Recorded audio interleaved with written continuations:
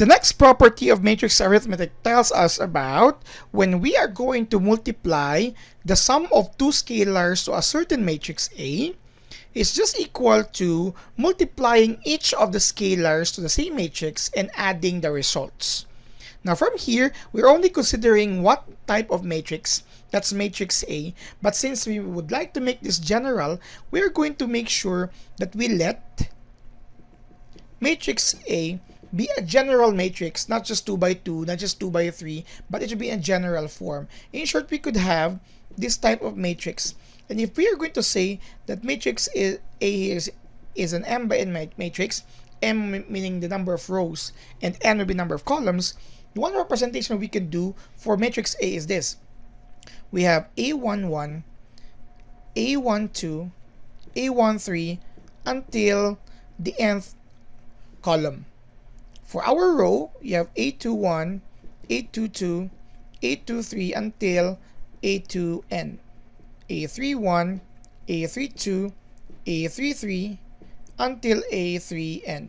And for our mth row, you have AM1, AM2, AM3 until AMN. You would say that this is correct because this corresponds to a number of rows m and columns n. So you would expect that that's your final component here as well.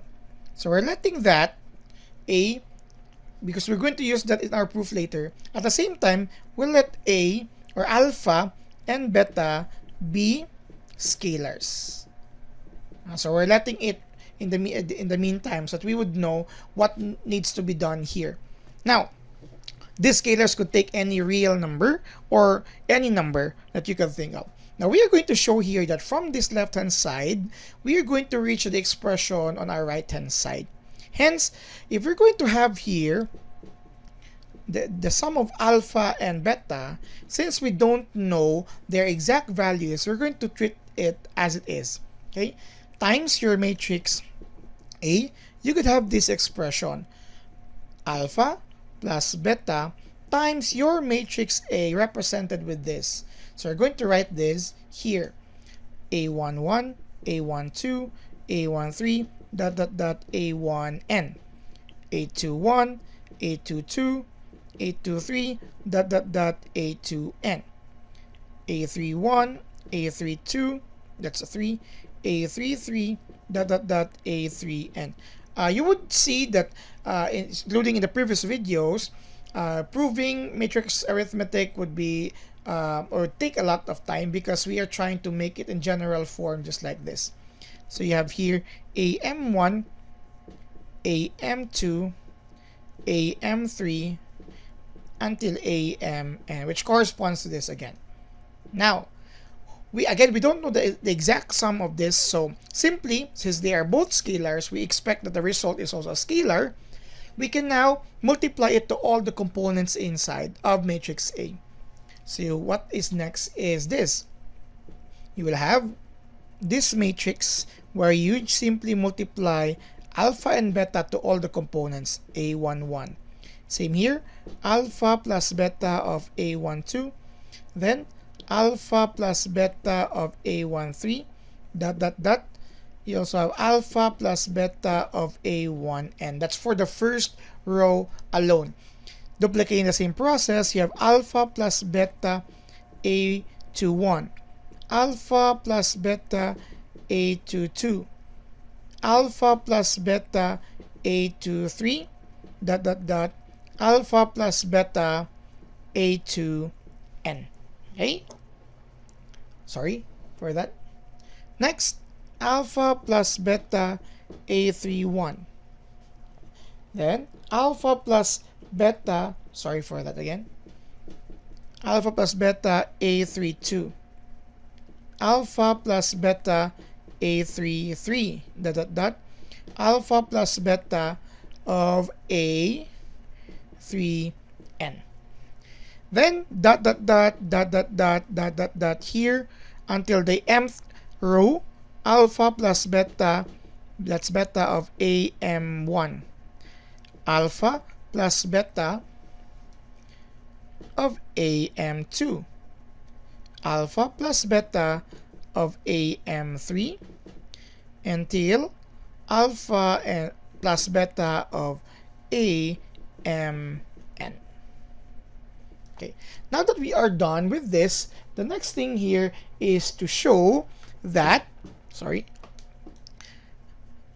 since these are scalars, you can use here in each of the component the concept of the right distributive law or property, where you can distribute each of the component to each scalar here, and this is how it will look like.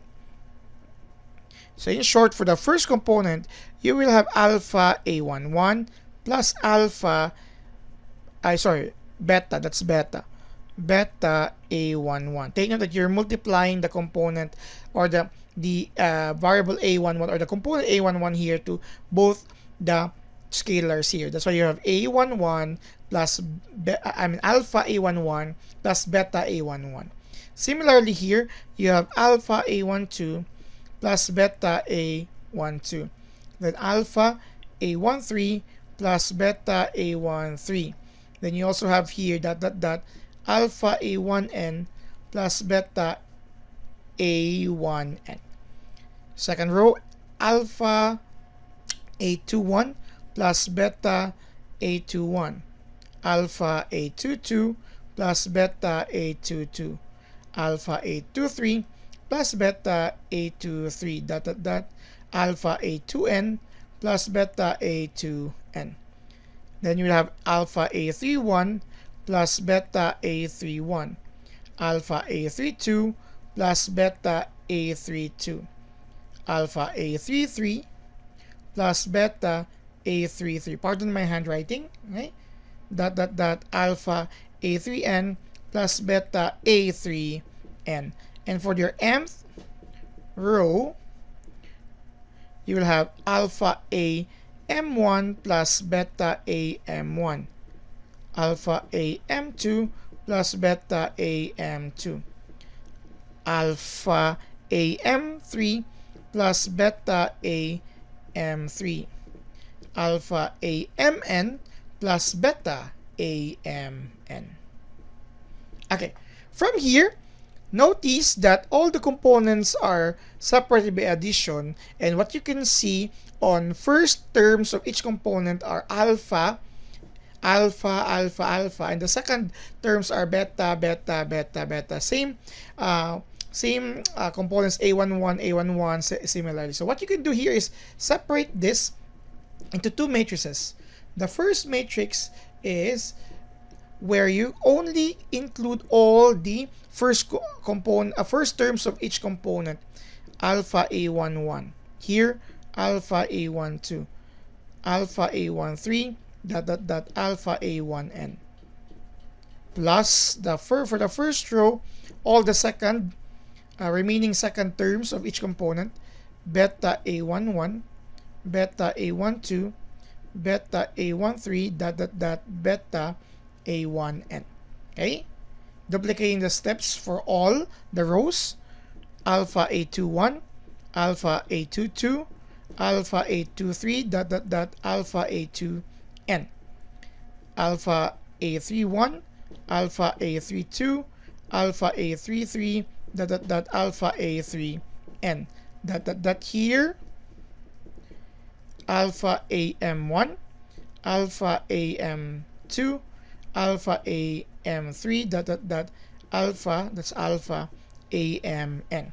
Here, beta A21, beta A22, beta A23, beta A2n, beta A31, beta A32, beta A33, beta A3n. And for the mth row, beta AM1, beta AM2, beta AM3, beta AMN. Hey! So we're almost done. We still have two more steps.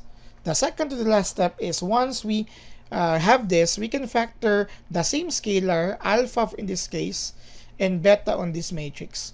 So you will have alpha times the components A11, A12, A13 dot dot dot A1n, A21, A22, A23 dot dot dot A2n, A31, A32, A33 dot dot dot A3n, and this here you will have AM1, AM2, AM3 dot dot dot AMN. That's for the first matrix.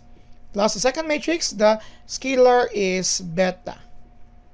So you have A11, A12, A13 dot dot dot A1n, A21, A22, A23, A2n, A31, A32, A33 dot dot dot A3n, and here for the mth row, AM1, AM2, AM3 dot dot dot AM and N. Okay, the last step would be looking into these matrices, as actually this is the same matrix and it's just the same as your matrix A that you have actually declared earlier. So A matrix A is from A sub 1 1 to A1n by row until AM1 here, and your last entry is AMN. So from here you could see that it's the same case. It's the same case here. It's just that you have your alpha here times this matrix, which is A, plus your beta and the same matrix A. And this is actually what we would like to see earlier. Looking back on the property that is declared here, you will have this form, the sum of two scalars times matrix, the same matrix A, is equal to the sum of the different matrix with different scalar multiplier here. So similarly, from here we reach to that form because that's the end part of our proof here. So this shows this property of matrix arithmetic to be true. This is again properties, laws, and theorems. Please subscribe now.